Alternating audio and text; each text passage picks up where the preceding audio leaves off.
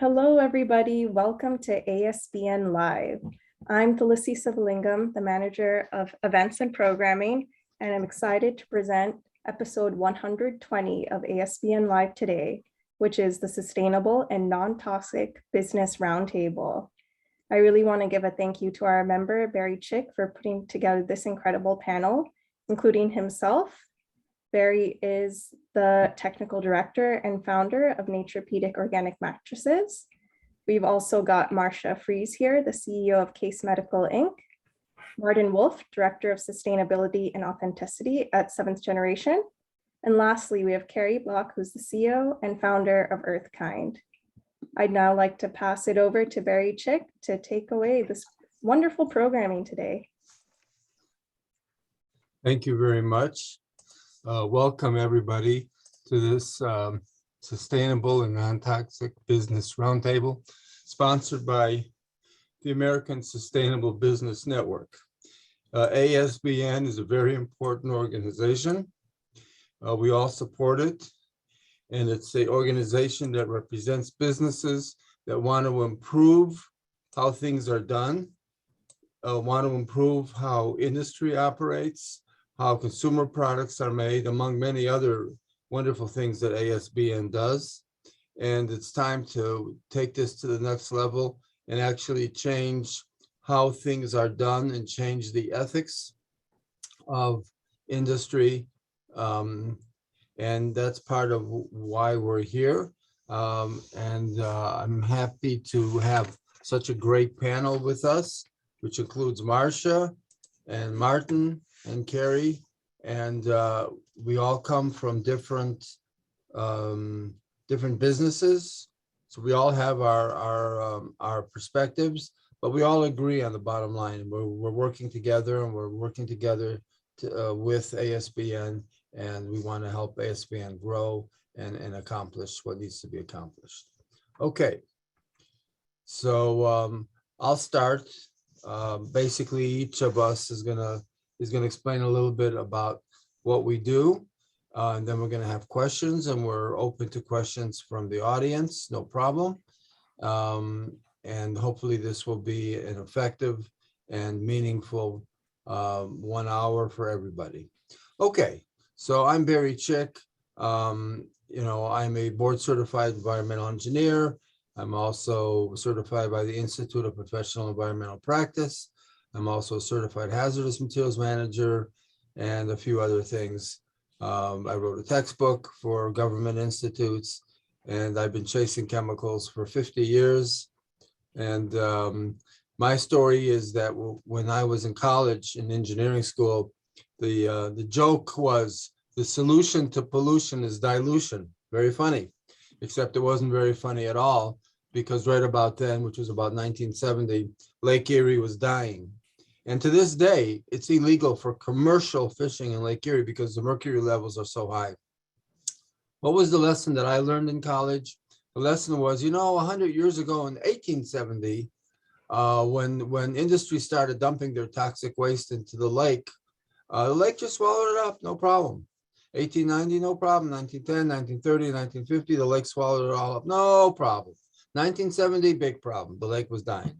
What was the lesson? The lesson was very obvious. A third grader could figure this out. You can't just dump toxic chemicals into the environment and get away with it forever. You get away with it for a little bit, but not forever. And when the day comes when you have to pay the price, you're going to pay a very heavy price.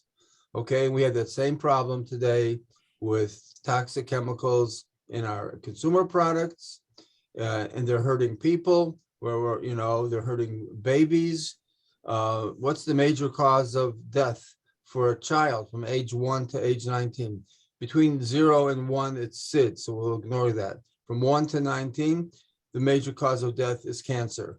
How does a 2-year-old get cancer? All right, but it's the same problem with adults, with everybody. So we have a problem, and we have to solve the problem, and that's why we're here today. Okay, let's move on. What's the underlying difference between the materials used by our ancestors versus today? Petroleum and chemicals. Walk into your home, look around, and in your great-grandmother's home, it was all cotton and wool and you know, wood and natural materials. Today, look around in your own home, half of everything is just petroleum mixed with chemicals. It's a different world, and it's a toxic world. What are some of the toxic chemicals that are permissible? So here are some that in our business, we certainly deal with all the time: polyurethane foam, PFAS, phthalates, which are in vinyl, VOCs, all over the place, pesticides. If you walk into the store and you see a product and it says antibacterial, it sounds great. I'll pay a little bit more for that. No, you won't, because you're going to pay something more than money. You're going to pay with your health, because if it says antibacterial, they're just treating it with pesticides. That's all they're doing. Okay. What are some of the toxic chemicals widely permissible in consumer food products? Okay, so we have genetic issues, tons of genetic issues, heavy metals, PFAS, preservatives, pesticides, once again, and petrochemicals, once again. All right. The more toxic chemicals we throw into the environment, the worse our health gets. Here's a simple chart: chemical production versus diabetes. Okay, celiac disease incidence, you know, compared, and you know, corn and soy and autism, more Roundup, more chemicals, more autism. I mean, the charts are pretty clear. So here's Naturepedic's position. Let me just give you the bottom line, right here at the top. The bottom line is, if you're manufacturing chemicals, you are guilty until proven innocent. That is the bottom line, and that's the way we have to change the whole system in this country. You can't just allow chemical manufacturers and the wider manufacturing industry. You can't just let them create what they want to create, barely test it, and much of it is never tested really at all for toxicity. It's used everywhere. Nobody's paying attention. Nobody's controlling. People are getting hurt. You know, we got to stop this. So here's my points. All chemicals and substances should be treated as potentially toxic until it is proven otherwise. I mean, you have to do that. You know, there are organizations, manufacturers, NGOs trying to protect the public, and then it's the government that's struggling. The government is not cooperating with us. We have to change that as well. We have to change the entire system. Manufacturers who use unproven materials or chemicals are guilty of doing harm to the public. Okay, that's my main point. Material and chemical toxicity and safety can only be proven by long-term toxicological studies. Dose does not make the poison, bioaccumulation does. In other words, the chemical industry, their position is, oh, the dose makes the poison. If the dose is low enough, it's not a poison. So don't bother us, because we're only giving you low doses. That's the position of the chemical industry. Well, it's nonsense. On paper, yeah, that makes sense on paper. If the dose is low enough, it's not a poison. But in reality, nobody knows what the dose, at what point the dose becomes a poison. Nobody knows, because there's nobody checking. There's nobody testing. And then what if you get that same dose every single day? Nobody's paying attention. What if this chemical combines with that chemical and creates a third chemical that's highly toxic? Nobody's paying attention. There are 85,000 chemicals running around. We don't know what's going on. We don't know why people are getting sick when they're 30 years old and they have to take all kinds of prescriptions. We don't know why. You know, and it's not all chemicals. Maybe I'm not going to, sit here and try to go overboard, but chemicals are a big part of all this, and we have to stop it. Case study: mattresses. Typical mattresses are made with petrochemicals, plastics, polyurethane foam, of course. Most mattresses are filled with polyurethane foam, full of chemicals, highly flammable. PVC covers, phthalates. Some phthalates have been banned. Other phthalates have not yet been banned. It's just a constant struggle. Flame retardant chemicals, because the mattresses are so flammable because of the polyurethane foam. PFAS, antimicrobials, and so on. Naturepedic, we do things differently. We use organic cotton fabric, we use organic cotton fill, we use organic wool, organic latex, and even the steel that we use, we don't allow heavy metals or lead and so on. We use non-GMO sugarcane PLA and polyethylene waterproofing made from non-GMO sugarcane. Okay, that's that. All right, so that's pretty much the end of my presentation. The bottom line, once again, is it's time to change the entire system. You're guilty until you're proven innocent. That's the way the system is going to have to end up. There's no choice for all chemical manufacturers and for the broader industry. So, and with that, I finish mine. And Thulasi, why don't you introduce the next speaker? Sure. So our next presentation will come from Marcia Frieze from Case Medical. Marcia, go ahead and share your screen. Hi, good morning, everybody. We're so pleased to be part of the American Sustainable Business Network and to share a little bit about how Case Medical is doing business in a sustainable and a non-toxic way. I'm the CEO of the company, a former social worker, a former supplier of medical services, and for the last, and I can't believe it, nearly 30 years, a medical device manufacturer. So let me explain a little bit about who Case Medical is as our company. And again, I'm one of the founders. So in a way, my identity is sort of tied up with the company, which may sound a little crazy. But Case Medical is an ISO certified FDA registered manufacturer of products for instrument processing. Our primary industry and customer base is healthcare. We serve medical facilities, hospitals, ambulatory surgery centers, other medical device manufacturers that we partner with, and also the federal government. All of our products are either reusable, there are sterilization containers and trays and other items used to transport, store, and sterilize surgical devices. And we also manufacture instrument chemistries. In all cases, our products are either reusable or disposable, and in any case, or I should say in all cases, sustainable. We joined the US EPA Safer Choice Partnership a number of years ago. We are a Safer Choice Partner of the Year for Manufacturer Formulator this year for 2021. We also are a participant in the Chemical Footprint Project, which is an organization that reviews on a yearly basis the sustainability and the use of non-toxic chemicals in industry.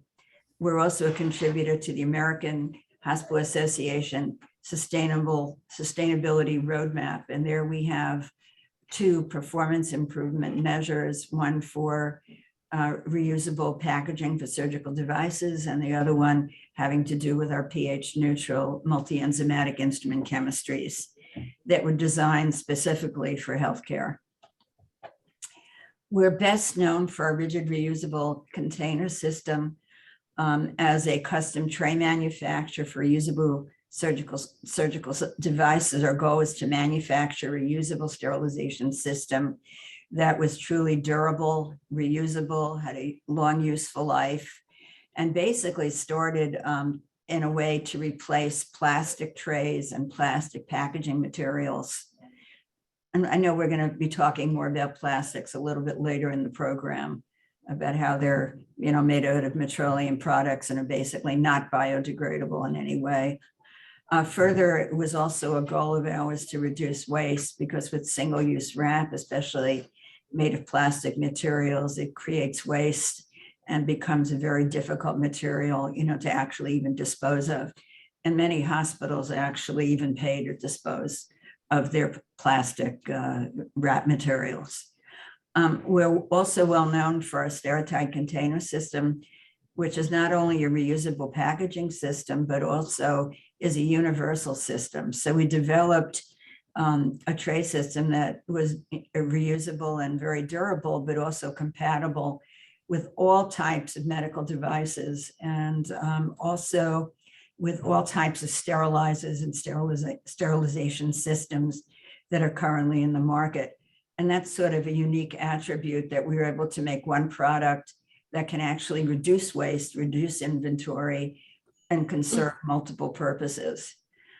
We also incorporate 2D barcodes into our design for tracking, tracing, document control, set identification, and set location in real time. We advocate for the use of neutral, non-toxic, sustainable cleaners for our product and for medical device reprocessing. So I thought it would be important when we're talking about our companies and our positions when it comes to sustainability, is to really understand why a medical device manufacturer, basically that makes product out of sheet metal, would end up also developing environmentally preferred cleaners. And it's an interesting story that I probably would need a lot more time than the next couple of minutes to explain. But here we had made a universal container system for surgical devices for sterilization and storage and transport. And we found that our products were being destroyed by the use of caustic cleaners, primarily very high alkaline cleaners and these germicidal wipes or disinfectants that I know Barry is concerned about when it comes to the hazardous chemicals that you were, focusing in on. So we also knew too that these chemicals were not only just destroying our devices, but also surgical instruments, and worse, that they were being basically dispersed right into the wastewater stream. So not only was they causing damage to the precious inventory that hospitals and healthcare facilities needed for patient care and patient care procedures, but they were being dispersed and polluting, into the wastewater stream. So as a result, we developed environmentally preferred instrument chemistries for cleaning and decontaminating surgical instruments. And all of our surgical instrument chemistries, medical cleaners, are all safer choice labeled. So every ingredient that we utilize was drawn from the skill list or the safer choice ingredient list, and also from Green Blue. And these resources are available for manufacturers like ourselves to use as a resource. So here's a little bit of our history of sustainable instrument chemistries, and also a bit of our history in working with the EPA through the DFE program and the Safer Choice program. First of all, as a manufacturer, there are regulations when it comes to the types of devices and instrument chemistries and solutions that are presented to healthcare. And we followed what's called ST79, their ideal ingredient list for instrument chemistries for cleaning products as they're used in healthcare facilities. So we met all the ideal characteristics for rapid cleaning, safe dispersal into the wastewater stream, biodegradable, free rinsing, etc. In 2011, we joined the US EPA's DFE program and then participated in the EPA Safer Choice program since its inception in 2015. And we were an inaugural Safer Choice Partner of the Year. And we've been a Safer Choice Partner of the Year 4 times, including most recently in 2021. Advocacy is really for sustainable and environmentally preferred products is something that Case Medical is about. We care about patient safety, but we also care about the staff, and we care about future generations. And we've taken an approach where we support safer chemistry, best practices, and avoid the use of toxic chemicals, even in our manufacturing facility. We promote filtration for water purification in healthcare facilities instead of water softeners or adding chemical additives, for example, to the boiler for the steam line in autoclaves. In our manufacturing facility, all of the water that we use for both manufacturing our instrument chemistries, but also for producing our products, We use filtration, specifically our industrial-based RO water systems. We have a wastewater treatment program here so that even after chemical application of our reusable products, we safely release any of the remaining water safely into the wastewater stream. We also have air handling systems and MERV filters to purify the air, purifies contaminants, but also microbes in our factory. And as I said before, we use high purity RO water system, both for formulating and manufacturing our products. We support educational seminars where we present ideas to eliminate the practice of using hazardous chemicals, primarily in healthcare facilities, but also in industry and for consumer use. We champion pH neutral cleaners that are free rinsing and safe to dispose of in the wastewater stream. And in fact, many of our enzymatic cleaners that we sell and promote for or distribute for cleaning surgical devices actually also can serve a secondary purpose of purifying the reservoirs in the wastewater stream as they go down the drain. So what are our challenges? As an industry, obviously, we're not the biggest player in the market. We're up against very large, global multi-billion-dollar corporations whose main goal really is not to preserve our home, our planet, but to sell their products and to get the biggest profit they can. I think we all know that climate change is affecting our water supply and natural elements are being replaced by synthetic chemicals. I just took a trip with my family to Costa Rica, and I was just blown away by the biodiversity, but also all of the natural plants and all the different components that could be used from nature that we're destroying as we, take over the rainforest for pineapple plantations or for sugarcane or coffee or whatever. We know that hazardous materials and toxic chemicals are being marketed for use by large global companies for profit. We agree with Barry, although I'm not quite as passionate, but I absolutely agree with you, Barry, about existing laws like TSCA limit innovation and do not differentiate between toxic and non-toxic chemicals from their approved list.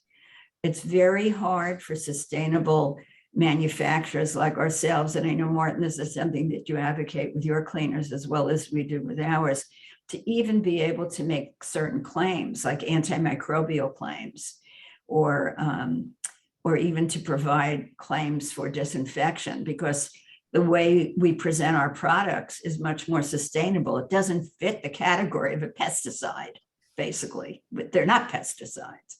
They may be sanitizers, they may be decontamination products, they may be cleaners. They even have the potential, to be antimicrobial, but I'm sort of at a loss about what to do about it. And what I'm really saying is that people follow tribal knowledge. They use what they're told. They use what they've been instructed to use. They listen to what companies that don't have the same perspective that we do about sustainability and safety. They use what's presented to them. And I hate to say it, and this is something I think we need to address as a group. Many do not even care. So what can we do? We need to work together to initiate change. We need to educate to reinforce the importance of sustainability for health and safety. We do that in the medical arena, but that needs to be done certainly in the consumable arena as well. We need to work together to promote and develop sustainable alternatives for toxic products currently on the market. We need to work with government agencies to help them understand the importance of sustainability and being able to actually be receptive to our presenting sustainable options. And part of that, I hate to say it, is going to be an act of Congress or something, but to review the current laws that restrict innovation and sustainability. We need to create incentives for safer products and disincentives for toxic products that affect our communities and future generations. It's something we need to promote together with a sense of urgency before we deplete all of our resources and make our planet uninhabitable. And basically, there is no planet B. I don't think in our lifetime anyway, we're going to find it. So what we really need to do is look for safer options for Case Medical. And I know for some of our listeners and some of the people who will be presenting, we're very proud to display the Safer Choice label. And what that means is that the ingredients in our products and the products themselves are safe, effective, and sustainable, environmentally preferred. And that way, as a grandma and mother of 2 daughters, that I can go to sleep at night feeling that the products that we produce or that we produce as a group will help our families and contribute to future generations as well. With that, Celeste, I think Case Medical has made their point of view well known. That was a wonderful presentation. Thank you so much, Marcia, for your thorough explanation of the work that you all do at Case Medical. I'd now like to invite Martin Wolf from 7th Generation to share his screen and present.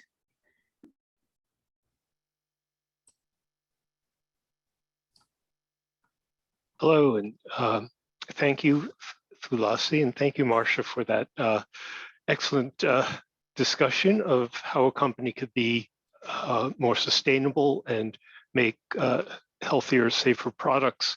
I represent 7th Generation. 7th Generation is a manufacturer of household cleaning products and personal care products.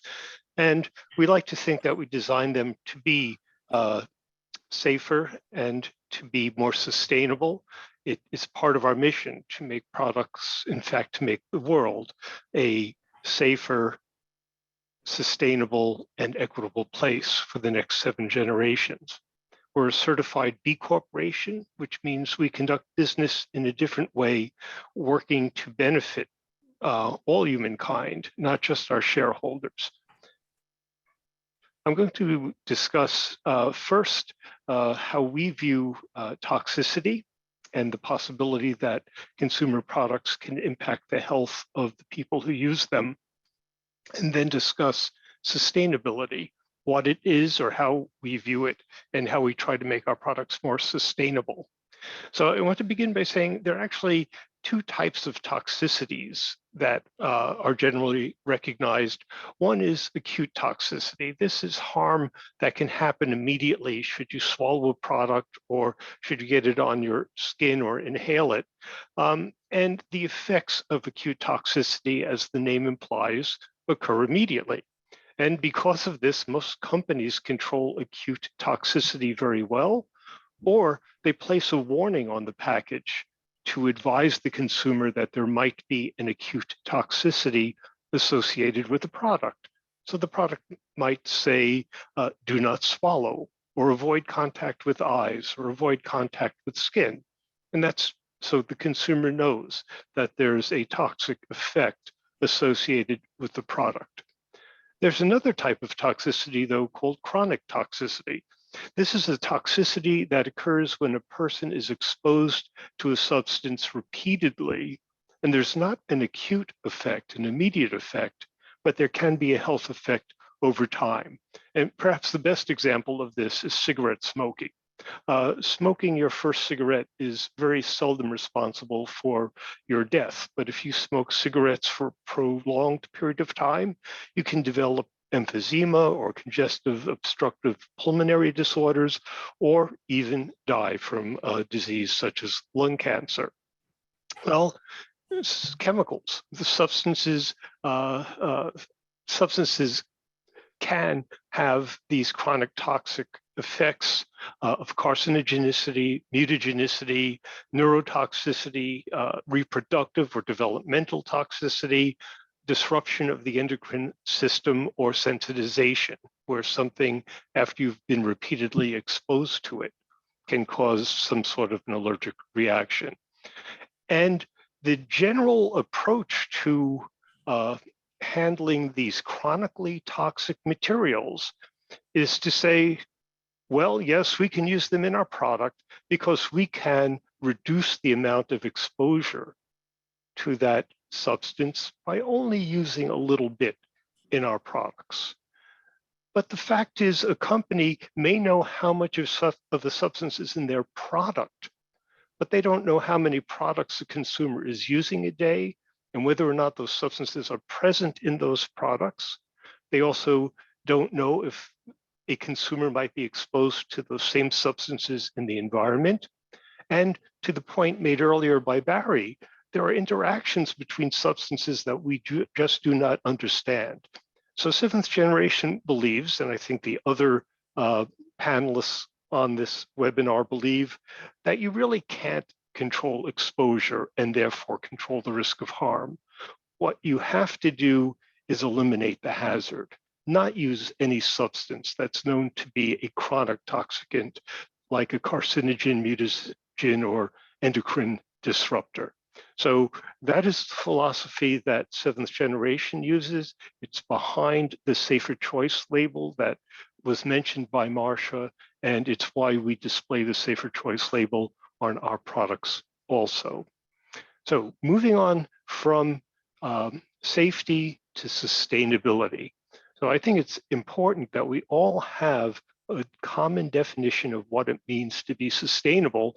And the definition that seventh generation uses is the practice of meeting today's needs without diminishing the ability of future generations to meet their needs. And this definition was developed by the United Nations Commission on Sustainable Development, also called the Brundtland Commission. And you might ask, well, is that even possible? What does that mean? So I'd like each of you to think about how old you are. And I'm sure you've come up with a number somewhere between 1 and 100. But think about the materials you're made from, the water that's inside of you, or the carbon. Those materials are not 30 or 40 or 50 years old. Those materials are over 7 billion years old. They were made before our planet formed. You are made out of recycled material because the way nature creates sustainability is to use materials over and over again in cycles. Back in grade school, we all learned about the water cycle, the carbon cycle, but there's also an oxygen cycle, a nitrogen cycle, a phosphorus cycle, you name it. And nature has a cycle to use that substance over and over again. And if we're going to make sustainable products, we need to learn how to tie into nature's cycles so the materials we use can be available to future generations rather than depleted in the course of just 100 or 200 years. So in seventh generation, we take materials from plants to make ingredients that are biodegradable, so they return to the environment as nutrients that plants can use to make substances that we can use in ingredients to repeat the process. Or we can use packaging that's been used before. We can make our packaging from plastics that have been recovered or recycled, and then make bottles that themselves are recyclable. So the process can indeed be repeated again. And while it's important to consider the environment and human health and well-being, as I've just described, but you also have to make products that perform well and are at a reasonable cost. As we know, most companies do well in this cost performance area. There are premium products that work in a superior way. There are value products that may not work as well, but meet the needs of a certain segment of the population and cost less. And to make a truly safe and sustainable product, you need to consider all of these things. And so with that, I thank you and look forward to your questions later in today's webinar. Thank you, Martin. It's now time for Kari Block to present on EarthKind. Thank you. Thank you, Slides up Lacey. there. Thank you, Martin. That was a great presentation. While we wait for the slides to come up, I'd like to start by welcoming everybody today. I'm not sure how many are watching, but I thank you, each and every one of you, for being here today, for listening to us, for taking action. I will have an ask at the end, but I'd like to first tell you a little bit about the pesticide category. And there's some things you may learn today that you may not be aware of. I took my leap into sustainability at the ripe age of 5 years old in 1969. So that tells you how old I am. I'm getting close to 60. We lived in Cherry Hill, New Jersey. My father worked for a very large global chemical company. And he took me out to Kills Dump, the nation's largest dump. I was 5, I saw all this, and I could not believe my eyes. There was people living there. There was mounds and mounds of plastic. And I asked him, where does it go from here? And he said, it doesn't go anywhere. It never will go anywhere. Not in your lifetime, not in 100 lifetimes, not in your grandkids' lifetime. So after that point, I vowed to quit using plastic and chemicals, pretty much as I could. So let's jump to the next slide. So I found myself on a farm. I have a background of manufacturing.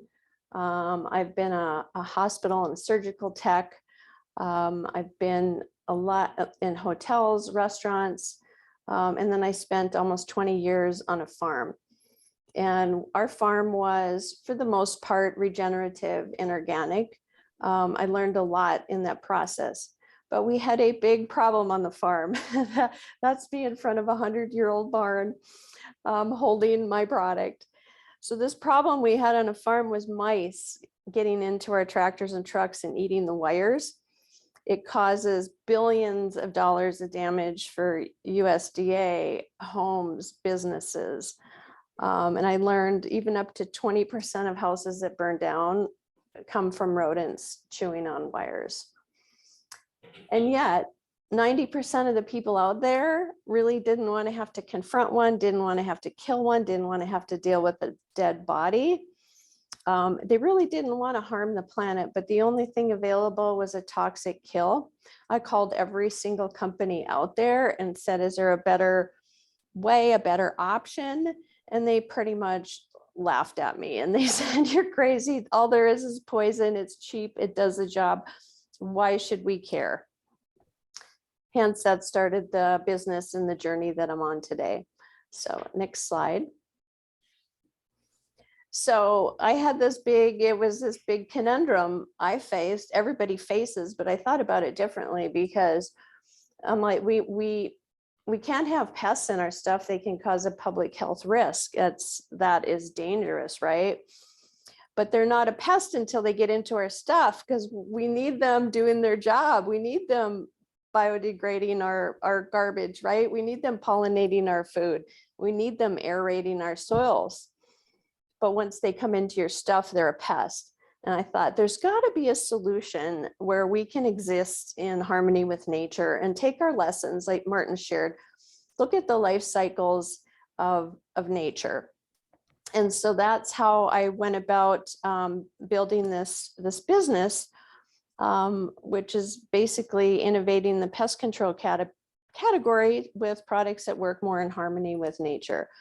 So I knew a solution should be safe. That would be ideal, right? 98% of everything purchased to control a pest was not safe. I knew it needed to be effective or nobody would buy it or use it. I also knew it needed to be easy to use for people because it's hard to break an old habit. But I took it a little bit further and said, there should be a new standard for this. There really should be. So I went to Capitol Hill, got the first rodent repellent, a biopesticide registered with the federal EPA, got it licensed in all 50 states. The ingredients are grown on farms. We packaged it in a delivery system, which you can see on the screen. It's like a little pouch down there in the bottom left. And you just put it into your equipment and the rodents would stay away. And it's been a huge success, and we've done more in the market. I also wanted something that was scalable. And that was really important because as that 5-year-old kid, what I saw, the fact of the matter was the leading cause of death in children is childhood cancer. And it's attributed from toxic products and pesticides. So here we are full circle and all these years later, and I needed to do something about it. So next slide up. So the demand. Now this is what might surprise people or may not know because you're not in the industry, but there's 4.4 billion uses of pesticides every year. Most of the accidents and exposure happen in the home. That's 80% of it. And the reason is homeowners aren't licensed. They're not trained. They're not quite sure how to use chemicals. Where a pest control company can come in, they're going to use them more safely, but not everybody can afford one. So there's all the places our kids and grandkids can get exposed in and around homes, in the workplace, hotel and vacation rentals, schools, parks, venues, in our food, even in our pet care. And it's kind of staggering when you start to really look at the exposures on top of the other things that that we're getting in our day-to-day lives. So next slide up, please. Thank you. So this first product really created something. We grew the product, we turned it into a product, got it EPA registered, figure out how to manufacture it, brought it into retailers. We're in about 35,000 retailers now. You see some of them listed here. And our business model was really to do this in a sustainable way. So my grandkids didn't have to see what I saw, at 5 years old and they inherited all of these chemicals in the environment, my generation and my parents' generation. I thought, we're going to have an environmental purpose.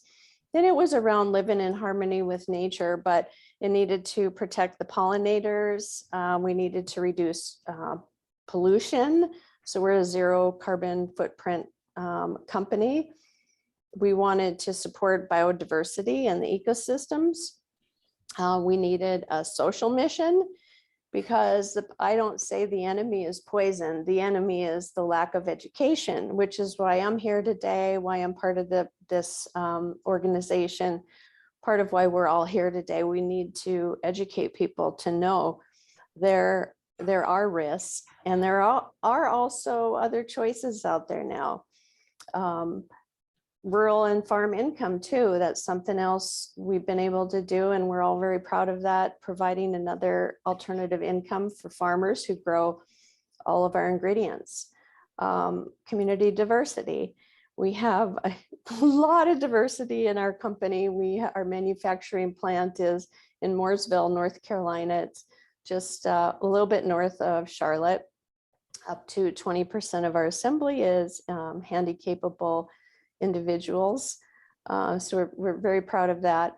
And then guiding principles, like all of us today, we really wanted to challenge this industry by its very nature. My industry is very toxic. There hadn't been any innovation until we come rolling along and really challenging, the way things are done, and when it's a pest and, when it's a pollinator, for instance. So ingredient transparency was important. We put it right on the front of our labels, even above our brand in the beginning. Supply chain transparency was important. Ownership transparency. And we've been following the B Corp, following the best in world as the standard that we really want to be for our business. Okay, next slide up. Okay, so that will finish off my segment here. And if there's anything I could leave you with today is I would ask your support of the businesses here today. All businesses that are doing business sustainably. But by asking your retailers for products like these, or the places that the hotels that you stay, the businesses, that's really going to do a lot for creating change, because we do vote with our dollars. And it breaks my heart to see our retailers get picketed by environmental groups when they're doing their best to put sustainable products out there. But if people aren't coming in to buy them, we're not going to get, more space. So it's super, super important that everybody supports more sustainable alternatives for our planet, for our health, for our future. Thank you. And thank you. Thank you for those That amazing. was really nice. Thank you to Marcia and to Martin and to Kari. Excellent presentations. I do have some questions here. So Kari, let's just start with you. What impacts on society are observed due to pesticide use? Okay, well, this might be a real shocker. So the CDC tests blood every couple of years just to track some of the chemicals out there. No. I think it's like 125,000 maybe chemicals, but they're tracking 44 pesticides, and they're pretty much in almost every single person that they're in. And that's kind of staggering. But even more, 85% of us have DDT in our blood, and it's been banned since 1972. I know, like a real shocker, right? So even though these chemicals are used and we need them, they're on our playgrounds, they're in our farms, communities, but they can leave an unintentional impact that's long-term for humans and animal tissues. And it can affect us in so many ways, depending on our susceptibility as well. Like if we're pregnant, that can be super dangerous. Aging and immune. And then, as I mentioned earlier, childhood cancer. That's near and dear to my heart. I've had 2 family members that have died as a result of pesticide exposure, and another one that was very close to it. And our family knows. We're biologists and scientists, and we know, and it can still happen. And then there's autism, and I will stop there because the list is very long. Googling. Yeah, Sam was just showing me a little ad that popped up. Did you share it with everybody? I'm not plugged into the Zoom Oh. thing. All right. So It's very cute. I can hold up to the camera. I've been following along. I've been Googling what people are saying. It's DDT is good for me, and everyone's like, friends with all the chemicals. So they have from the 70s. That's nuts. My goodness. Yeah. Okay, so Martin, what's the most problematic group of personal care products? I don't like to name any one thing as the most, because it depends very much on the circumstances and context and the particular product. But we're exposed to materials primarily through 3 ways: through ingestion. Most of these products are not things we intentionally eat. Through inhalation. There are a lot of products that either are volatile or that we spray into the air and therefore breathe. So this is a significant route of exposure, and we need to be aware of the possibility of toxic chemicals in the things that we breathe in the air. And then they're absorbed through our skin. So we need to be concerned about the things that we're putting on our skin. So I'd say things that are in the air, so air fresheners, spray cleaners, or things like hairsprays or deodorant sprays, all get into the air, we breathe them in, and the lungs are designed to take things out of the air and get them into our blood. So be mindful of what it is you're putting into the air in your home and products that have volatile chemicals in them. And then, most people are aware of it and are thoughtful about what they apply to their skin. because there can be harmful ingredients in those products. So rather than say this particular category, just think broadly about what you're exposed to. Thank you very much. Okay, Marcia, how do medical devices deal with the inherent toxicity of plastics? I think that's really a great question.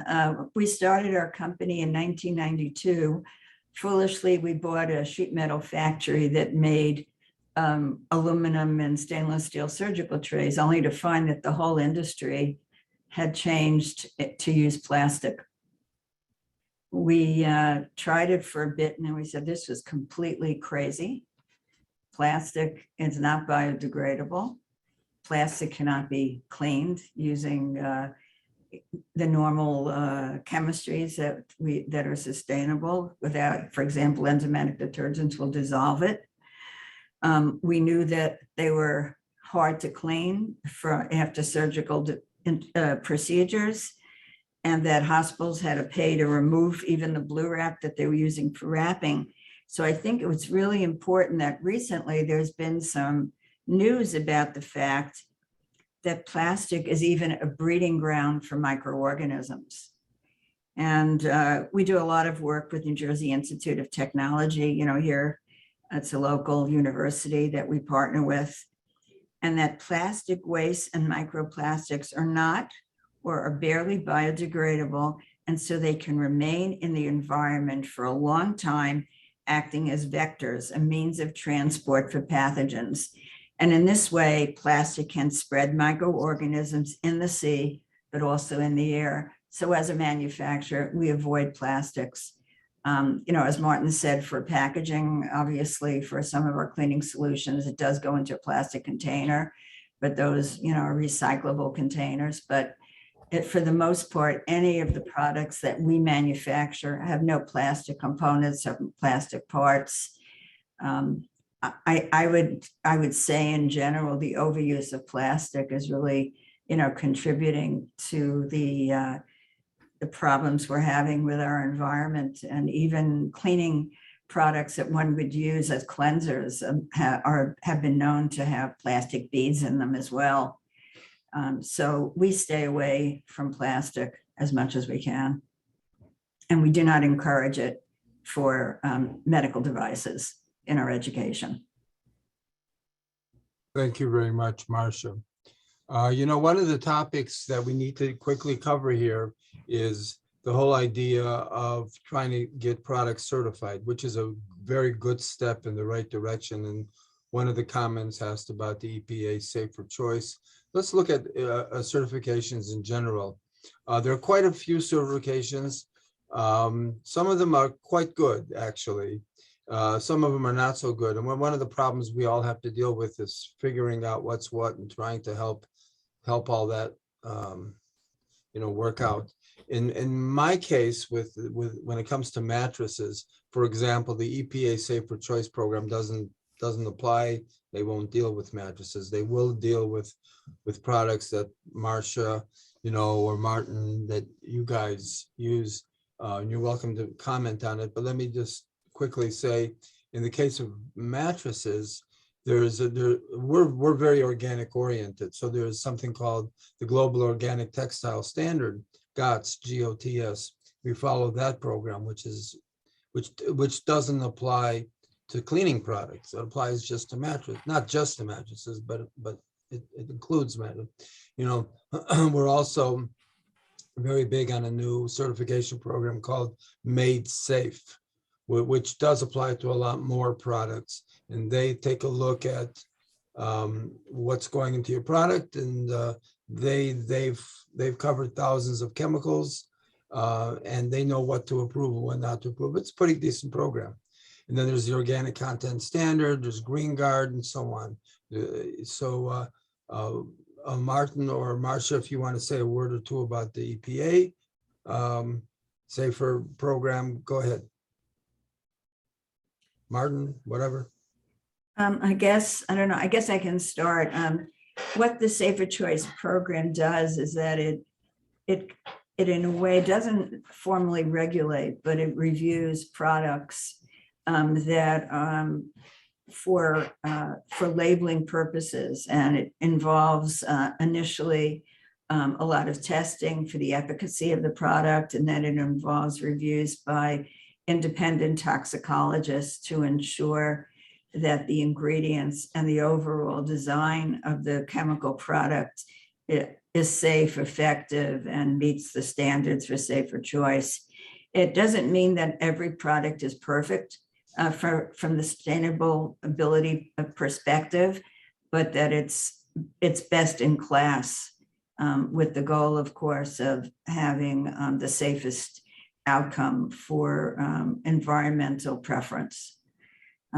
We've been actively involved for quite a number of years, and we see real value in also having a place to go, not only to certify our product in a way, but also to ensure that they also have a listing of ingredients that we can use to formulate from that have already been vetted and meet the sustainability criteria. Martin, do you have something to add? Thank you, Marcia. I think you've covered it well. One of the attendees asked very specifically whether it was a guarantee, the Safer Choice logo was a guarantee of safety, or was just a starting point. And I think you've answered that question to some extent. It's a starting point. You can't guarantee safety. And in fact, safety is dependent on an individual's tolerance for risk. Some people might consider skydiving safe, others don't.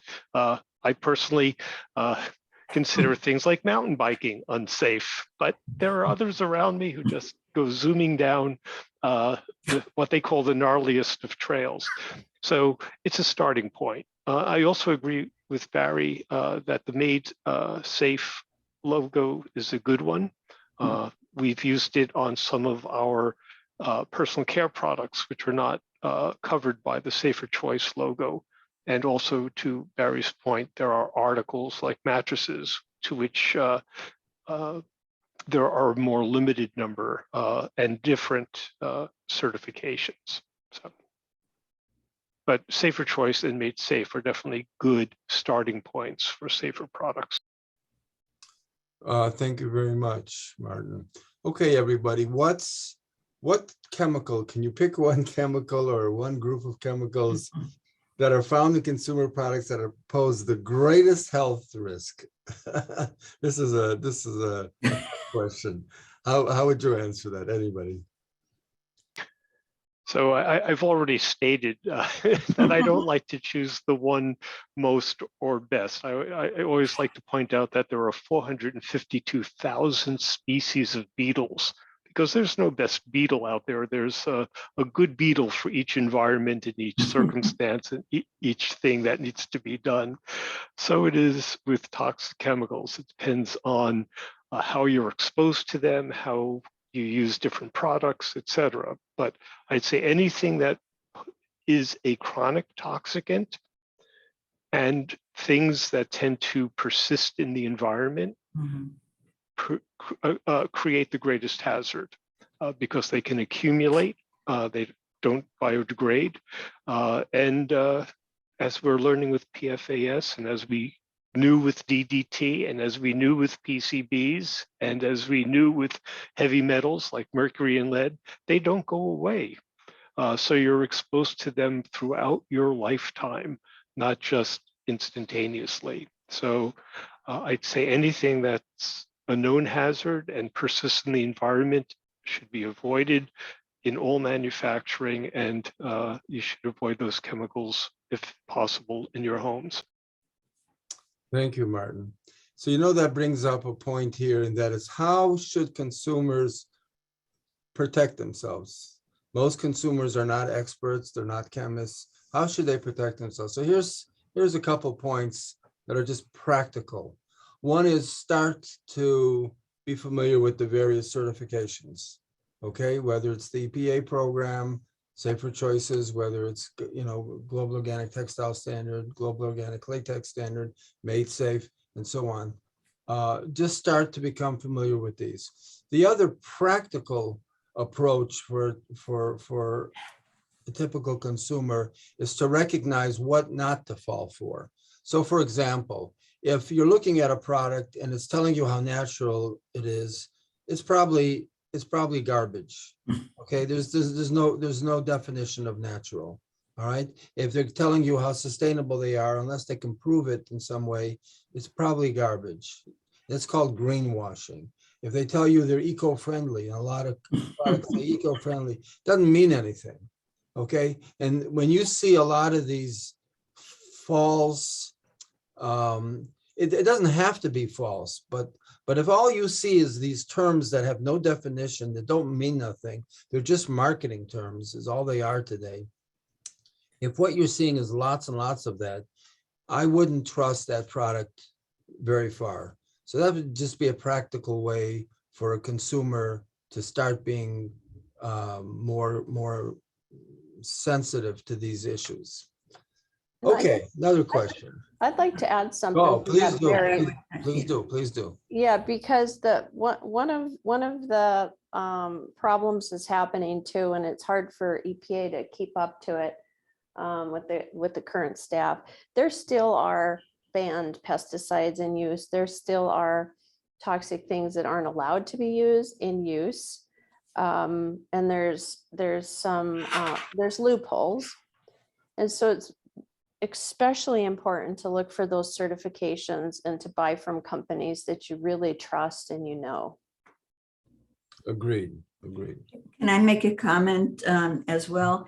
From a practical point of view, as a medical device manufacturer and a formulator of instrument chemistries for cleaning and decontaminating surgical devices, it's very important to read the labeling on the bottle or on the product, to review the safety data sheet that you can find in most cases online.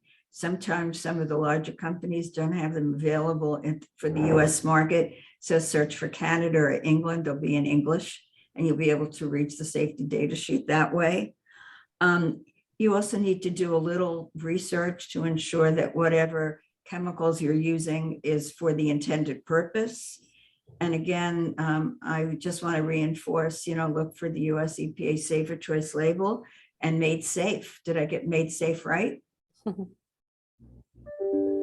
Yeah, thank you. Okay, why is there no requirement for consumer products to be labeled as to what are all the contents in that product? Why do we have that situation? Anybody want to comment on that? Go ahead. So I'm going to comment very quickly because I also have to leave after this. And the comment is for the same reason TSCA is such a weak and ineffective law.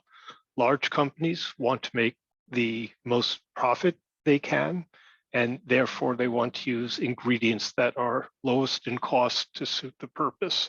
And they will meet regulatory requirements for toxicity or for labeling, but they won't eliminate the toxic because it would cost more and reduce their profits. So with that answer and with apologies to everyone, I need to go, and thank you very much, fellow panelists, for an excellent discussion, and attendees for listening to us patiently. Be well.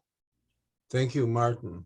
And I'll throw in, just go back to what I was saying earlier, which ties into what Martin just said, and that is, if you're guilty until you're proven innocent. If you make chemicals and products associated, we have to deal with the particulars.